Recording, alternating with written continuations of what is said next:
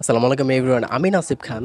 এখনকার মানুষরা না ইংরেজি পড়তে পারে, ইংরেজি লিখতেও পারে, কিন্তু ইংরেজিতে কারোর সাথে কথা বলার সময় ওদের যে কি অবস্থা হয় এটা ওদের দেখলে বোঝা যায় যে একদম নাকানি চোবানি খাওয়া অবস্থা।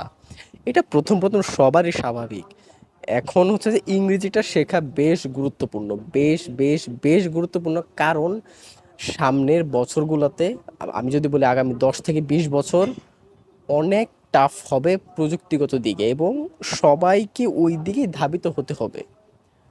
যে মনে করেন টেক্সটাইল ইঞ্জিনিয়ারিং পড়ে বা যদি কেউ বিবিএ নিয়ে পড়ে, তাকেও কম্পিউটার রিলেটেড সাবজেক্ট পড়তে হবে বাধ্যতামূলক। এখন ওই সাবজেক্টগুলো পড়ার জন্য হচ্ছে যে ইংরেজি দরকার, এবং ভার্সিটি লেভেল আমি যতটুকু জানি যে সবই ইংলিশ মিডিয়াম। ইংরেজিটা শেখা অনেক দরকার এখন। আমি যদি বলি, আমি 2016 সাল থেকে ইংরেজি শিখি। 2016 সালে